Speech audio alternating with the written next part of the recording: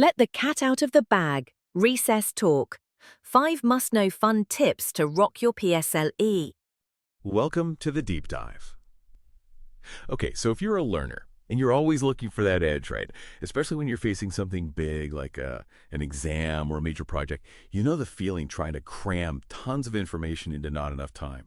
Well, today we're diving into a source that honestly offers some really fresh, maybe even fun ways to master preparation. It's a piece called 5 Must-Know Fun Tips to Rock Your PSLE. Now, PSLE, that's the primary school leaving examination in Singapore. A big deal there.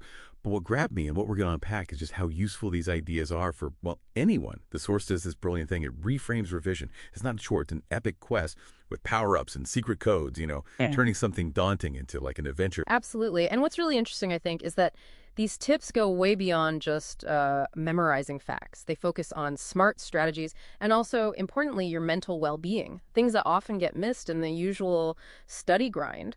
The source maps out 5 key areas. It talks about managing time like a wizard, learning from mistakes as a detective, tackling your weakest links, reading like a super spy, and making sure you charge your personal battery. These aren't just exam tricks. They're really foundational skills for building a resilient learning mindset for basically any challenge you face. That's a great way to put it, resilient mindset. Okay, so let's talk about managing time like a wizard.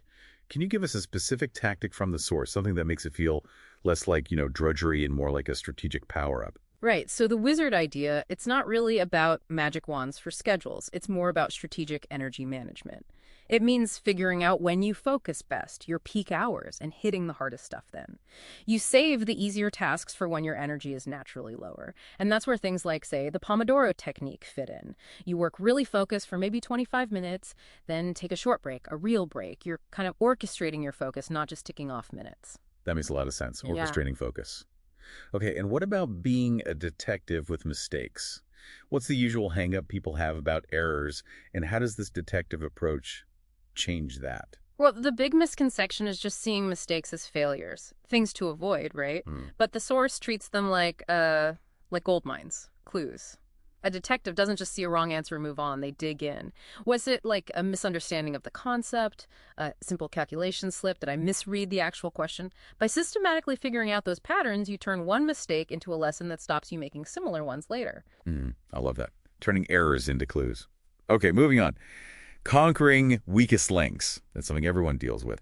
How does the source suggest turning these into superpowers without it feeling totally overwhelming? It's all about targeted practice, but done iteratively. So instead of just rereading everything, you zoom in on specific areas where you know you're shaky. Think of it like a game level you keep failing. You wouldn't just keep trying the whole level blindly. You'd practice that tricky jump or that specific enemy pattern, right? So the source suggests short, frequent drills just on those weak spots. Building them up bit by bit, they actually can become strengths. So precision over brute force. Yeah. Got it.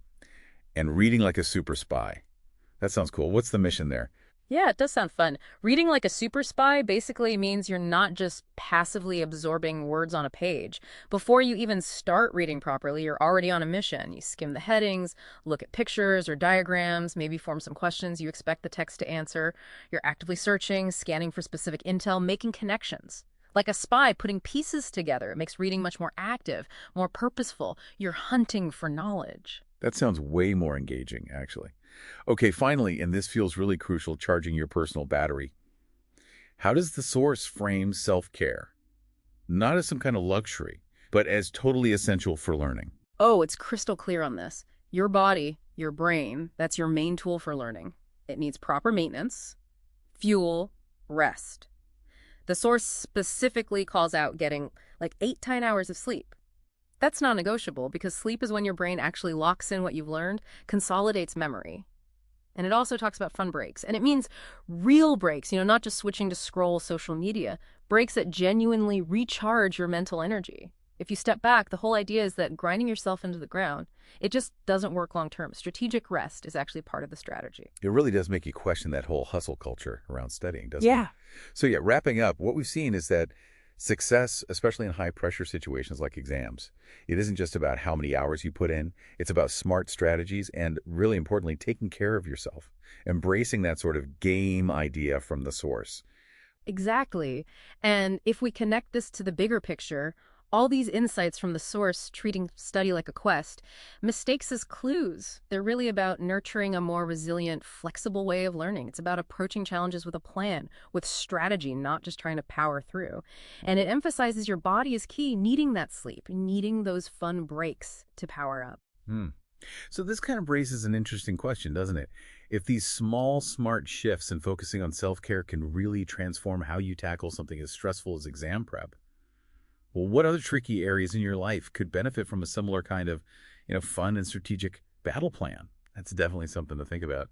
So, as you face your next challenge, whatever it is, maybe consider how these ideas, the strategies, the self-care could apply. It might just be your new blueprint for getting things done effectively. Thank you for listening.